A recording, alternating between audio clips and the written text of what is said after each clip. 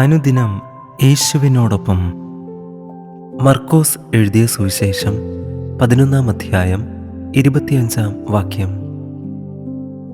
നിങ്ങൾ പ്രാർത്ഥിപ്പാൻ നിൽക്കുമ്പോൾ സ്വർഗസ്ഥനായ നിങ്ങളുടെ പിതാവ് നിങ്ങളുടെ പിഴകളെയും ക്ഷമിക്കേണ്ടതിന് നിങ്ങൾക്ക് ആരോടെങ്കിലും വല്ലതും ഉണ്ടെങ്കിൽ അവനോട് ക്ഷമിപ്പിൻ.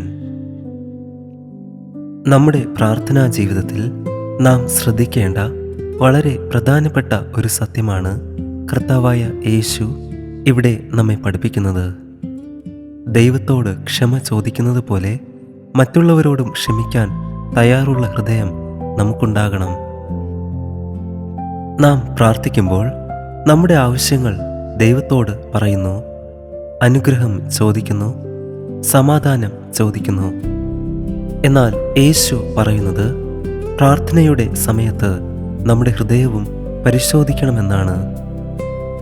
ആരോടെങ്കിലും നമുക്ക് വിരോധമുണ്ടോ?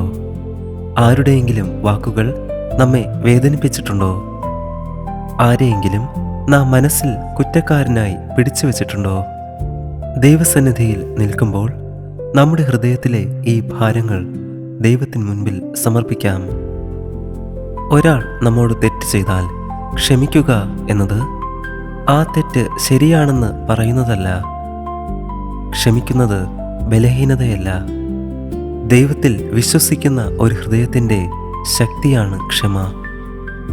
ഉൽപ്പത്തി പുസ്തകത്തിൽ നാം നോക്കുമ്പോൾ യോസേഫിൻ്റെ സഹോദരന്മാർ അവനോട് വലിയ അനീതി ചെയ്തു, അവനെ വിറ്റുകളഞ്ഞു.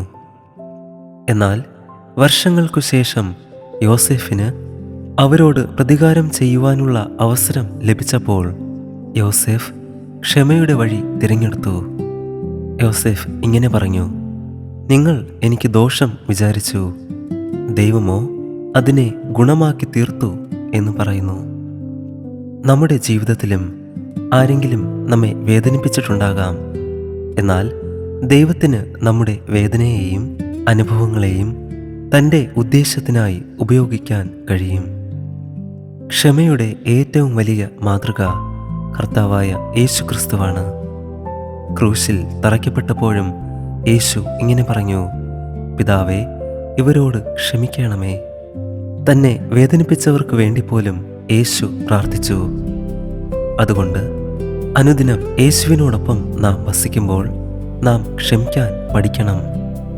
എഫേസ്യർ 4-ാം അധ്യായം 32-ാം വാക്യത്തിൽ നാം ഇങ്ങനെ കാണുന്നു, ദൈവം ക്രിസ്തുവിൽ നിങ്ങളോട് ക്ഷമിച്ചതുപോലെ അന്യോന്യം ക്ഷമിപ്പിൻ. ക്രിസ്തുവിലൂടെ നമുക്ക് ലഭിച്ച ക്ഷമയെ ഓർക്കുമ്പോൾ മറ്റുള്ളവരോടും ക്ഷമിക്കുവാൻ നമുക്ക് സാധിക്കുന്നു. മത്തായി എഴുതിയ സുവിശേഷം 6-ാം അധ്യായം 12-ാം വാക്യത്തിൽ കർത്താവായ യേശു പ്രാർത്ഥനയുടെ മാതൃക തന്നപ്പോൾ അതിൽ ഇങ്ങനെ പറയുന്നു, ഞങ്ങളുടെ കടക്കാരോട് ഞങ്ങൾ ക്ഷമിച്ചിരിക്കുന്നത് പോലെ ഞങ്ങളുടെ കടങ്ങളെ ഞങ്ങളോടും ക്ഷമിക്കണമേ. നമ്മോട് അപരാധം ചെയ്തവരോട് നാം ക്ഷമിക്കുന്നുവെങ്കിൽ മാത്രമേ പാപക്ഷമയ്ക്കായി അപേക്ഷിക്കുവാൻ നമുക്ക് അവകാശമുള്ളൂ എന്ന കാര്യം നാം ഓർക്കണം. അങ്ങനെ നമ്മുടെ ജീവിതം ക്രിസ്തുവിൻ്റെ സ്നേഹം പ്രതിഫലിപ്പിക്കട്ടെ.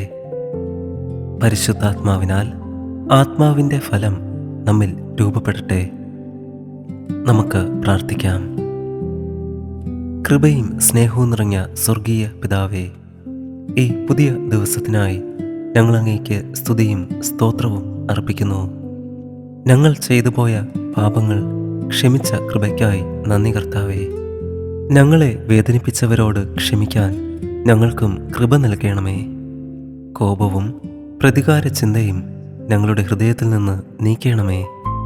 കർത്താവേ, അങ്ങ് ക്ഷമിച്ചതുപോലെ ക്ഷമിക്കുന്ന ഹൃദയം ഞങ്ങൾക്ക് തരണമേ. ഞങ്ങളുടെ പ്രാർത്ഥനാ ജീവിതത്തെ വിശുദ്ധീകരിക്കണമേ. ഇന്നത്തെ ദിവസം ഞങ്ങൾക്ക് അനുഗ്രഹിച്ച് നൽകണമേ.